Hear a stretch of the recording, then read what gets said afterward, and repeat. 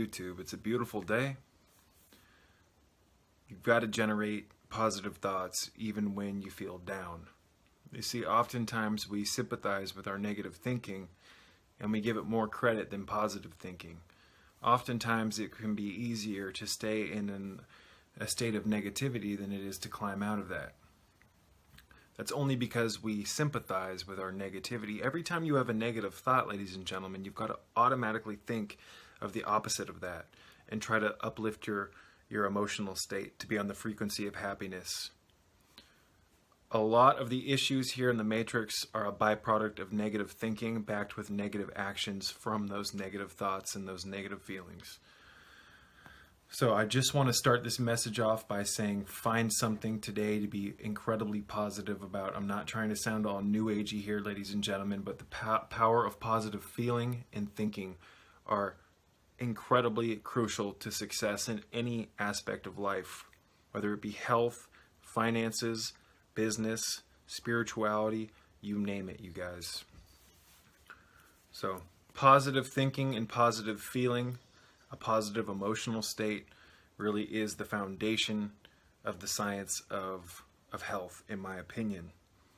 Because you could eat all of the healthy food in the world, you could be taking supplements and eating a bunch of raw foods and things like that, and if you're stuck in a negative rut and you sympathize with your negativity, you become kind of a self-generated victim, and it just leads to nothing good in life. So I know this because I've been in that situation before. I know what it's like to constantly feel down and depressed and things like that. What I realized is that my mind was in a state where I was actually sympathizing with my issues more than I was actually creating and generating a way out of those issues through changing my mind, changing my mindset, and backing that up with positive action instead of negative action.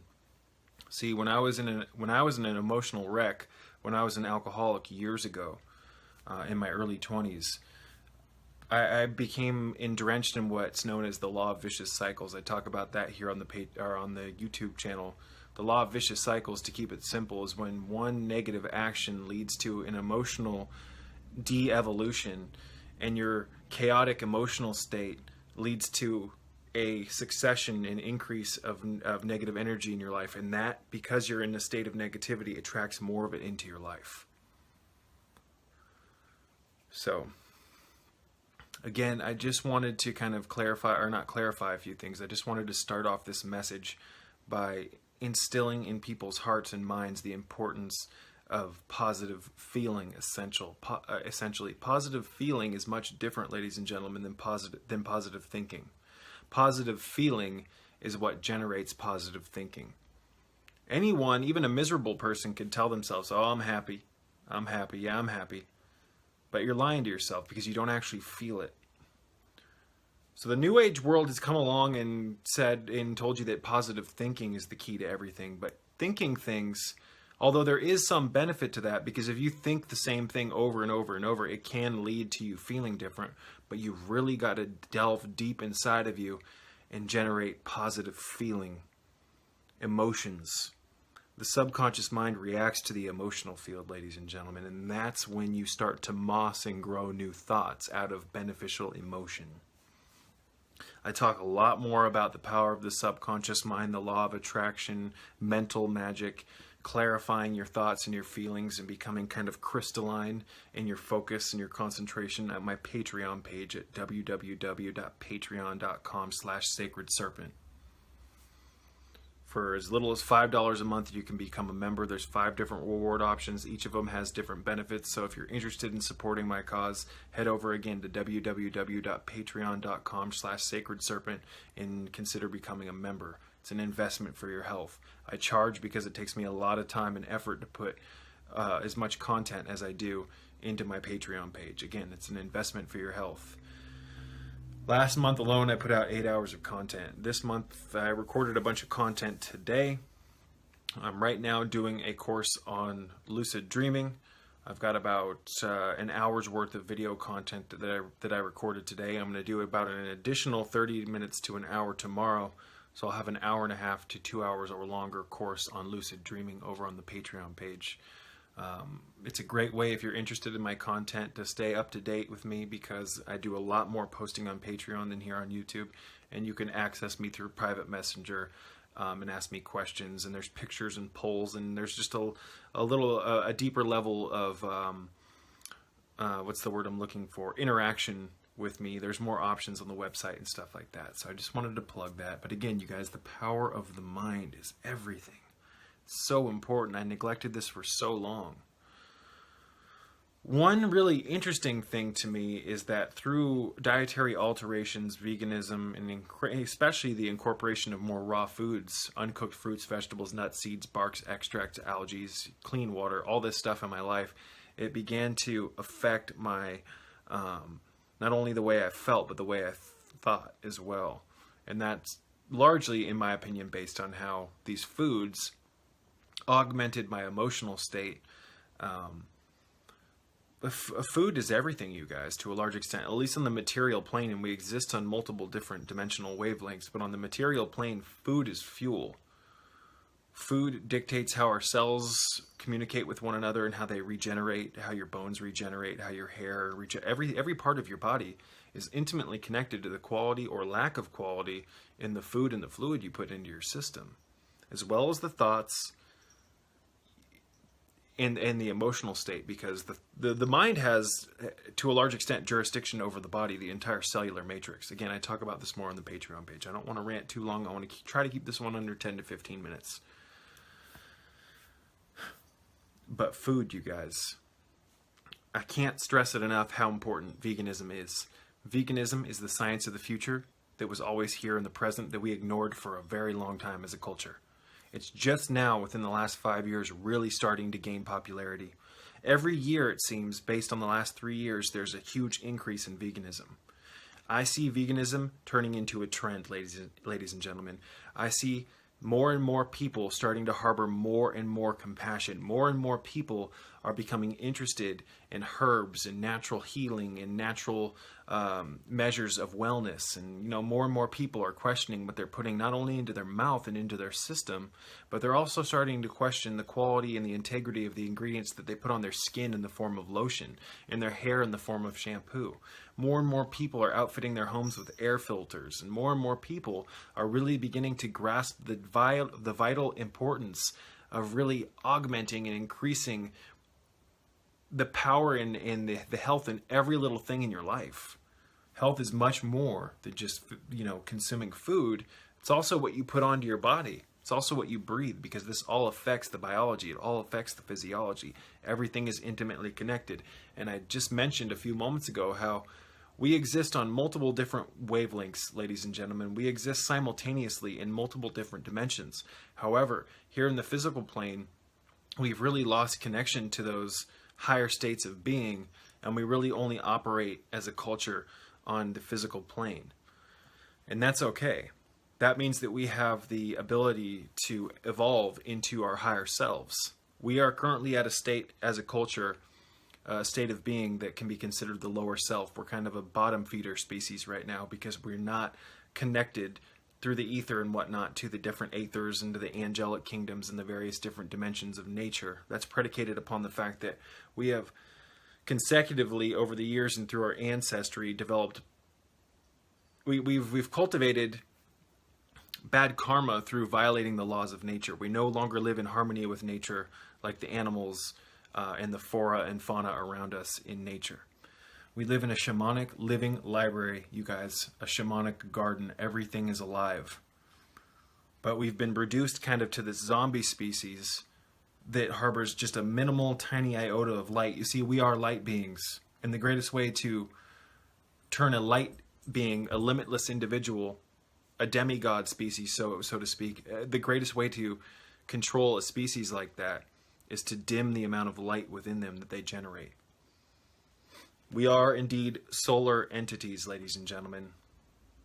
We've lost our connectivity to the light. We live in a dimension weaved of light. So I do indeed hope that more and more people can start consuming more raw fruits, vegetables, nuts, you name it, into their lifestyles, because these are condensed forms of sunlight. all the different wavelengths on the color spectrum go into the body and not only affect the physiology, but they affect the subtle organizing energy field of the human biological makeup, as well as what I've termed and coined the arcane physiology, which are the various invisible layers of the human biology and the physiology that we no longer can see anymore due to our disconnection from years of violating the laws of nature and not eating from the table of nature. The table of nature is eating the foods in their purest form. The table of nature is to eat things like sprouts, things that are still vibrating with life force, things that are vibrating with enzymes and chi.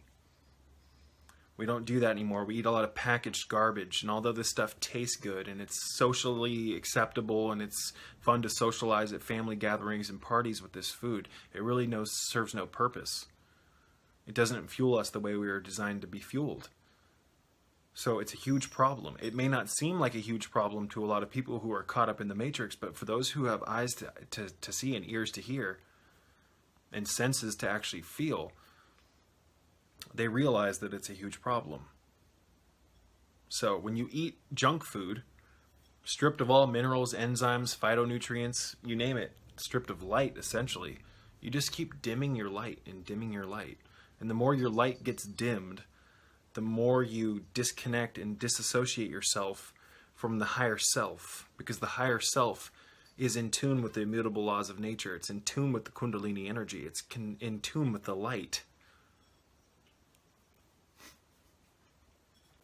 I don't mean to sound negative, but we've turned into kind of a zombie species, ladies and gentlemen. That's why we live in the culture of death. There's more death in this culture. It is absolutely sickening to be able to see past the coating of the matrix and look in to what's truly going on. You see, the matrix wants you numb. It wants you not to feel anything. It wants you to be uncompassionate. It wants to turn you cold as ice, stone cold. It wants you to be heavy and non-alkaline. It wants you to be disconnected from the truth. And the truth was that we were designed to be one with the Absolute. This world was designed to be paradise. It's heaven. Nature is a matrix. It's a biological matrix. It's a biological program. It's a living program. It's a shamanic program filled with soul and life.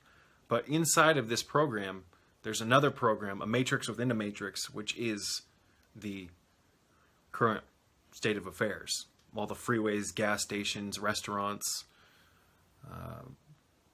junk food outlets, stores. I mean, it's convenient to many of us based on the fact that we're living under the jurisdiction of the matrix when we were actually designed to be in nature. You see, we've been so programmed by the matrix where we actually believe that the architecture of this fake world is the way it's supposed to look like. And years of living in this artificial world has disconnected us from the vibratory tunes and the light and the energy, the shamanic energy of nature, to the point where we don't even remember that nature is so much more miraculous and so much more advanced and so much more evolved than this technological fake world where we think that because we have internal combustion motors, we're evolved, because we have computers, we're evolved. Nature is a biological computer, ladies and gentlemen. We were once at a state of enlightenment where we could harbor telepathy between one another as a species, between the plants, the animals, you name it. Now we have cell phones, and we think that cell phones are just the greatest thing ever for communication. We don't remember that we were once telepathic.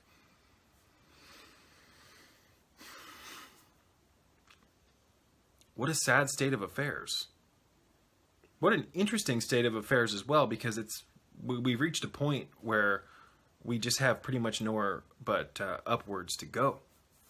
So it's a very interesting time to live. We have access at our fingertips to all the tools to help us grow, but we also have all the tools at our fingertips to help us devolve. It all comes down to awareness. A lack of awareness makes good people make bad decisions. An abundance of awareness makes bad people start making good decisions, vice versa. So I just want to wrap this message up by asking you to take a moment right now to envision a greater world. light an incense or a candle in honor of nature, of this world becoming a better place. I see giant cities full of greenhouses instead of skyscrapers, generating solar energy and for natural